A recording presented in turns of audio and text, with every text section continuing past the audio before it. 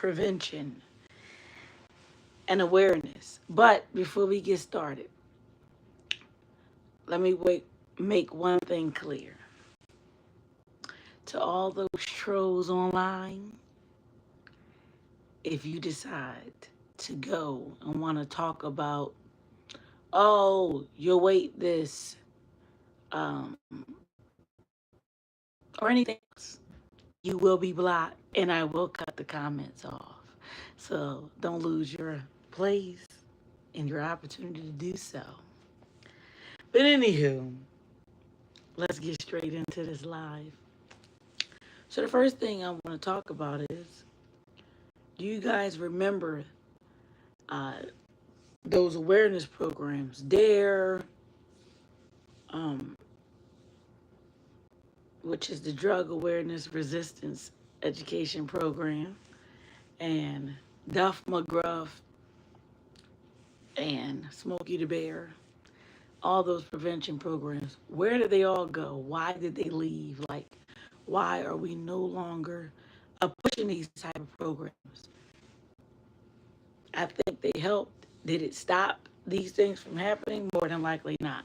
But I do believe that those type of prevention programs um, help children and adults. Because now I think that you do still need those prevention programs, fire prevention. For instance, houses are still being caught on fire from people cooking, smoking in the bed, um, having fire too high, leaving things plugged up they shouldn't, um, not unplugging things, when they leave the house and things like that. And the list goes on. So I say that to say, like, apparently those things were working, and now, they're no longer working because their presence is needed. And then you had like fighting forest fires. Those fires are still happening in California. Those wildfires, and they literally are burning up houses yearly. And then you have, like I said, drugs, the drug resistance program. And honestly, I believe that's really needed now because people are still doing drugs. You got fentanyl, you have Percocet, Xanax, people smoking weed at an alarming rate, even though in most states it's not legal. And some it is, but in most states it's not legal. And kids are smoking it younger and younger. So I just believe they need to bring those programs back. But in addition to those programs, I think that um, they need to just talk about prevention as a whole, period. They need to just kind of put a new program together. And censorship. I don't think there's enough censorship either, which is why they're having problems with like TikTok. I mean, TikTok is trying to work on, TikTok is trying to work on like censorship, bad comments, the ones they feel are bad comments, like talking about somebody's weight, talking about somebody's age. If they sense that it's a bad or negative comment, they filter it off your page. YouTube filters bad comments. And you have the ability to either, approve the comment or do not, because they don't want any bullying. So, with that being said, there is some censorship, but is there enough, like on television? I know back in the day, like on some cable boxes, they had like shows like Real Sex that would come on at the end of the night. So they would assume that children are asleep. However, some children were not asleep and they saw some of those things. Or if you go online, um, hypothetically, our porn sites, like they ask, are people 18? Do kids still be looking at them? I'm not sure, maybe teenagers, but again, uh, cartoons could be sexual. Who knows?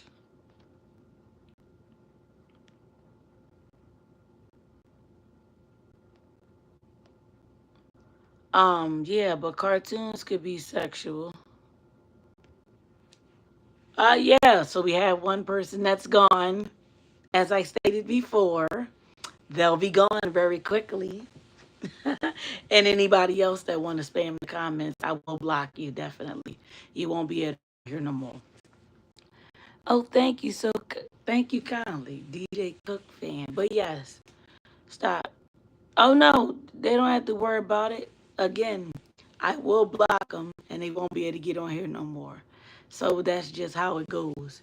It doesn't matter what they say; they'll be blocked. Um, and then you'll have to try to make another account to get on here. But that's on them.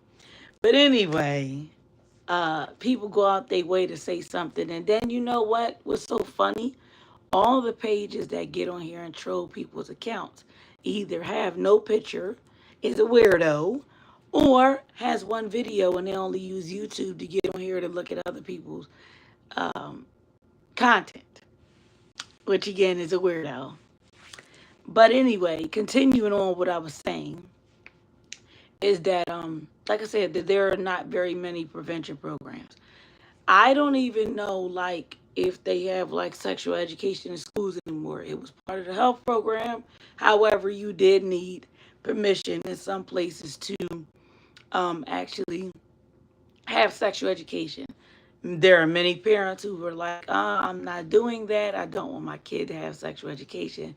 And if they have sexual education, it'd be from the parent themselves and not the school doing it, because they didn't want, the kid, the first time they're introduced to sex to be, from the school or around other kids. I don't think the kids at times are very mature when it comes to talking about private parts, good touch, bad touch, um, or just sex in general. Because I even give example. If you are in a room full of adults, you could say the word balls, and everybody will start laughing for some strange reason. I don't know why, but balls gets people going. I don't know why. But they just do. So that word alone, I have people like freaking out, chuckling it up. All right. So I say that to say, and segue into the next conversation. Oh, yes, you are absolutely right. I sure do, and that's why. Here we go, another one. But anywho, another idiot. Thank you for stopping by. But yeah, so back to what I was saying. And you know what amazes me? People try to talk about your weight. You only can see the top half of me. You don't even know what I look like from the bottom or any further down. So guess what? You don't even know what I look like. So for all those that want to talk about somebody weight who probably look the same, and as I said, who get none of anything, thank you for stopping by, because your time will be short, very short. But anyway, as I said, the sexual education part, people are, people don't allow their kids to have that part of health in class. They don't want to do it. They find that it is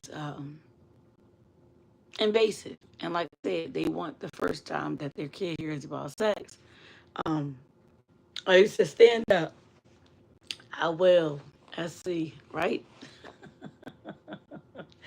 But I gotta back up.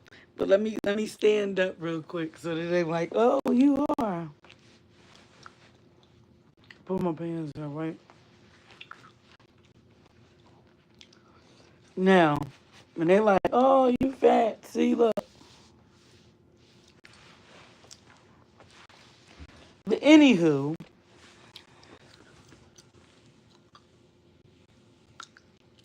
right, we do. But so when somebody say, "Oh, you out of shape," I probably am. But as I said, I earned this body. So getting back to the conversation we were having, the conversation is again prevention and awareness. So what I was saying was more or less that there are not many resistant, prevention programs around anymore, like DARE or, telling, like campaigns promoting safe sex and things like that, waiting for marriage. And I don't even know if people are promoting that anymore. I mean, on a large scale. Before they was telling people like abstain from doing things, don't have sex before marriage. And I think that people are wavering when it comes to that to either, you know, uh, my hair is in my face, but to safe sex or waiting for marriage. Which one do do you promote more? And does it depend on the child, or is the message the same? Should the message be the same across the board? And that is the question.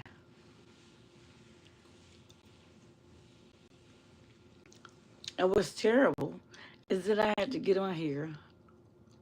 Oh, thank you. What's terrible at I get on here, and there's always one or two people who want to say something about, oh, wait this, wait that, blah, blah, blah, blah. I'm not bothered because the one joy that I get is to be able to take you off my channel. It brings me so much joy. Yes. Because now they're sitting somewhere else wishing they could get back on the channel. But anywho,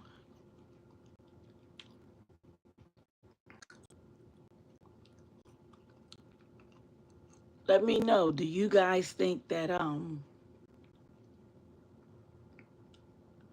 censorship is good or bad? And if you guys think that prevention, um, give you my credit card number. My credit card number is 1234. Go sit down somewhere. Yes. Oh, I may be missing some digits.